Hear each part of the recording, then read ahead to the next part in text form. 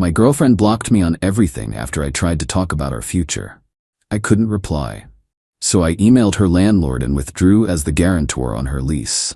She was left frantically calling me after receiving an eviction notice. I, through mail, think I'm finally done. It's funny how a whole future can just vanish.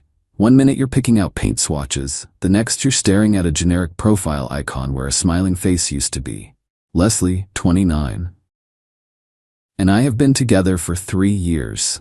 It felt serious. I thought it was serious. We talked about everything, or so I believed. Marriage, kids, the kind of dog we'd get, a goofy golden retriever was the final verdict. 6 months ago, she found the perfect apartment, a little one-bedroom with a balcony she adored. The catch? Her freelance income wasn't quite stable enough for the landlord. She was devastated. I didn't hesitate. I told her I'd be the guarantor on the lease. It felt like a natural step, a tangible piece of our shared future. My signature on that document felt like a promise. We spent weeks making it a home. My money, mostly. My labor, entirely. I assembled the flat-pack furniture until my hands were raw, hung the gallery wall she designed, and paid for the ridiculously expensive linen curtains she said she couldn't live without. I also paid the $2,050 security deposit. A gift, I told her. An investment in us. Last Tuesday, I brought it up, the future. Not in a pushy way, just a real way. I mentioned that with my lease ending in 4 months, maybe it was time to officially look for a place together. A 2-bedroom. Something that was ours, not just hers with my name on the paperwork. Her face tightened. The shift was so subtle I almost missed it. She said she was tired, that it wasn't the right time for a heavy conversation. Fine. I dropped it. The next day, she was distant. Texts went unanswered for hours. When she did reply, it was one-word answers. By Thursday, I knew something was wrong. I called her. It went straight to voicemail. I checked her social media. Gone. Blocked.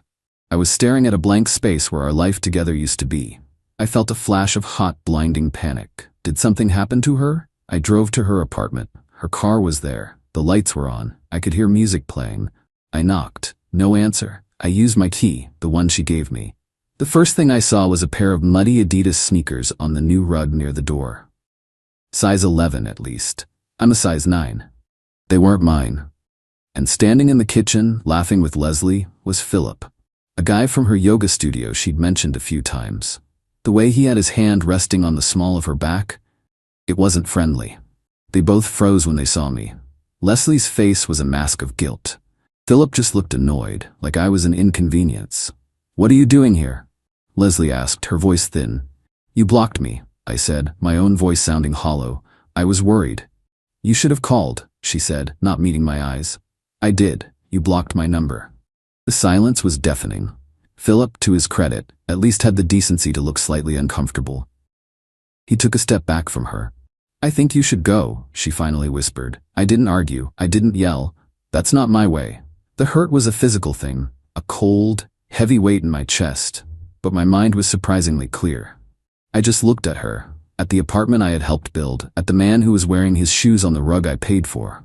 I turned around, left the key on the little table by the door, and walked out. I sat in my car for a long time. The anger came, but it wasn't hot. It was cold, methodical. The betrayal wasn't just about Philip.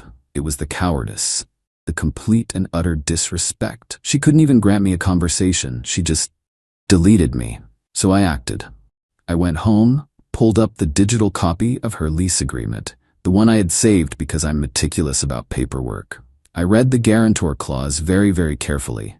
It stated the guarantor could withdraw their support with written notice to the landlord, after which the tenant would have 30 days to provide a new guarantor or vacate the premises. My hands were steady as I composed the email. Subject: withdrawal of guarantor status for lease at apartment address, Unit 7B, tenant, Leslie Mills. Dear Mr. Russell, please accept this email as formal written notice that I am withdrawing as the financial guarantor for the lease agreement of the above-mentioned property, effective immediately. As per the terms of the agreement, I understand this initiates a 30-day period for the tenant, Miss Leslie Mills, to secure an alternative guarantor. Thank you for your understanding. Sincerely, my full name. My contact information. I hit send. It was 11:47 p.m. on a Thursday night. I blocked her number. I blocked her on the one social media app she'd forgotten about. Then I turned off my phone and slept better than I had in weeks. Update 1. The weekend was quiet. Too quiet. A tense, humming silence where communication used to be. I spent it purging my apartment of her, the framed photos, the stupid ceramic mug, the extra toothbrush. It was cathartic. I felt a strange sense of peace. The hurt was still there, a dull ache behind my ribs, but it was being overshadowed by a feeling of clarity. The storm broke on Tuesday afternoon. Just as I suspected, Mr. Russell, being an old-school professional, didn't act on a late-night email over the weekend.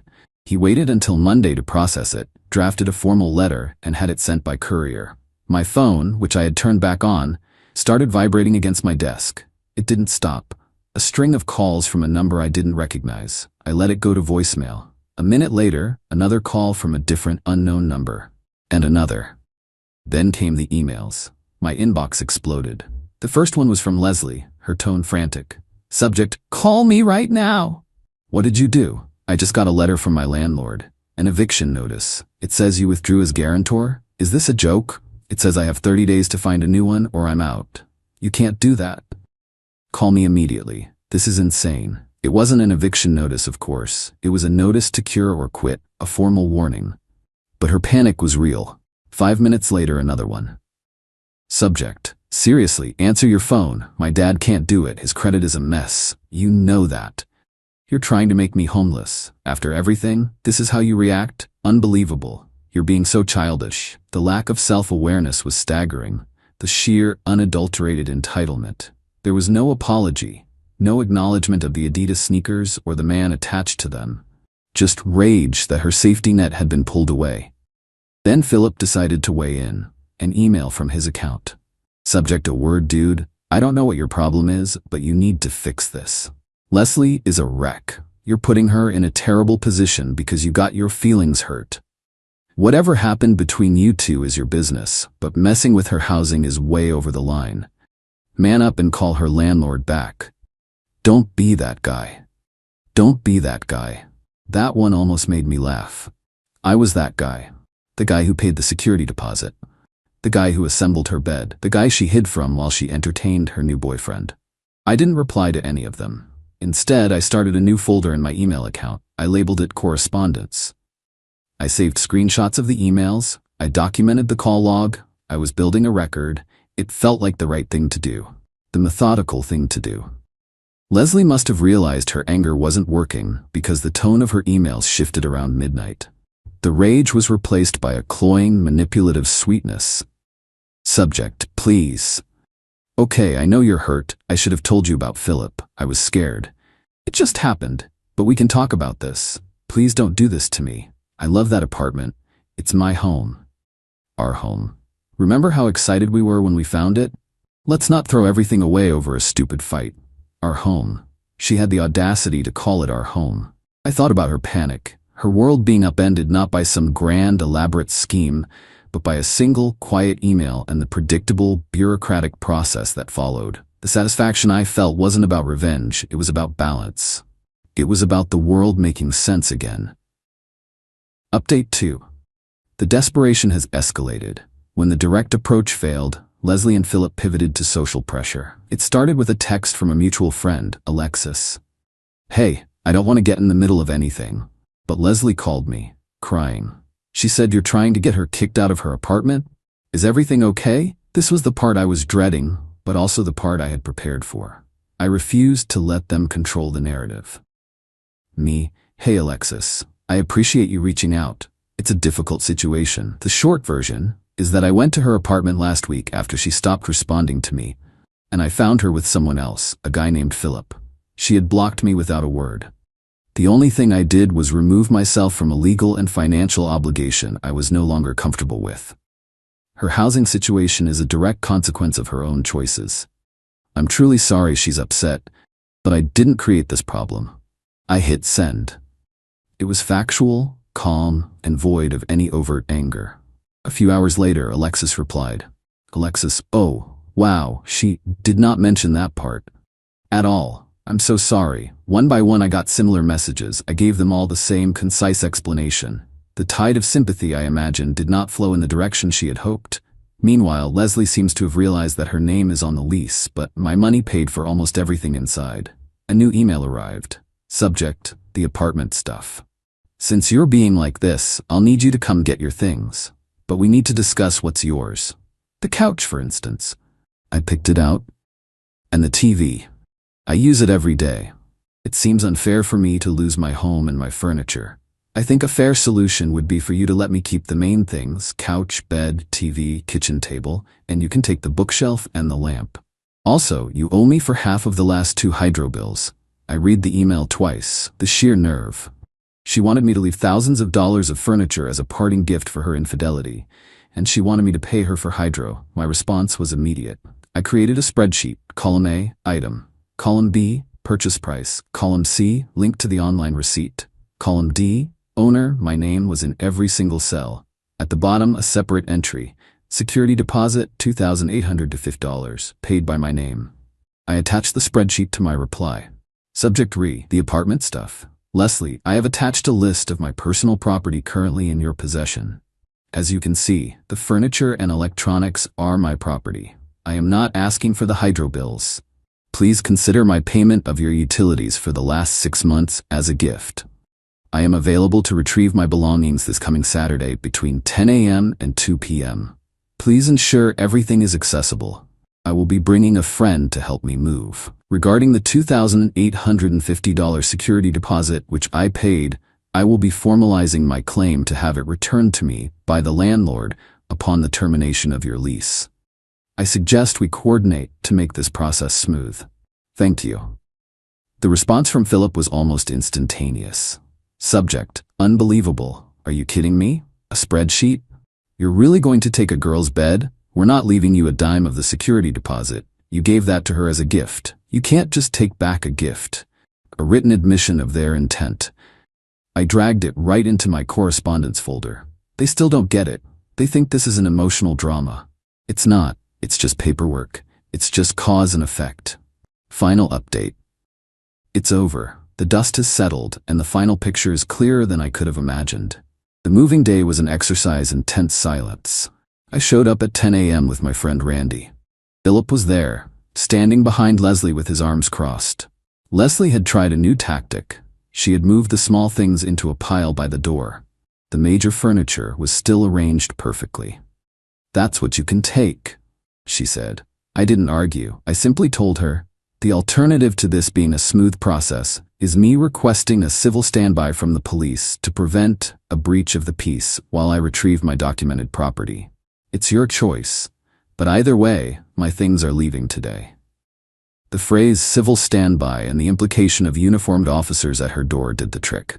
She and Philip stood by in furious silence as Randy and I dismantled and moved everything: the couch, the TV, the dining set, the bed. As we carried the mattress out, I caught her eye. There was no remorse, just the frantic look of someone who had fundamentally miscalculated. She had gambled that I would be too heartbroken to be rational. She lost. The security deposit became the final chapter. As they'd made their position clear, I took the next logical step. I sent a formal, certified letter to Mr. Russell. In it, I stated that I was the original payer of the $2,850 deposit, attached the bank statement as proof, and formally requested that upon the termination of Miss Leslie Mill's tenancy, the deposit and any accounting of deductions be sent directly to my address. I sent a copy to Leslie so she knew it was official. The ball was out of her court. I heard through Alexis that Leslie couldn't find a new guarantor. Philip, it turns out, talks a big game but has a credit score that would make a loan shark laugh. He wasn't an option. With the 30-day deadline approaching, she was forced to give notice and break her lease. About 2 weeks after she moved out, I received an envelope from Mr. Russell's management company. Inside was a check and a statement. He had deducted $600 for a lease-breaking fee and some minor cleaning charges, as per the agreement. The check was for the remaining $2,250. Some people might have let the $600 go. I am not some people. It was my money, and her actions caused the deduction. I filed a claim in small claims court for exactly $600, citing the lease-breaking fee as a direct result of the situation she created. I attached her emails and Philip's, showing their refusal to cooperate. Faced with a court summons, a mountain of evidence, and the prospect of explaining all this to a judge, she folded. 2 days before the court date, I received an e-transfer for $600. No message. Just the money. I canceled the claim. Leslie and Philip are apparently living in his tiny shared bachelor apartment across town. Their social circle has shrunk considerably now that the full story is known. As for me, I'm good. The other night I was putting together a new bookshelf in my apartment, my own apartment, that feels fully mine. The cold anger has faded, replaced by a quiet sense of satisfaction. Not a gleeful feeling of revenge, but the simple contentment that comes from restoring order. They'll never see their own actions as the catalyst. In the story they tell, I'm sure I'm the cold, calculating monster. And that's okay. I don't need them to get it. I didn't do it for them. I did it for me. I closed the file,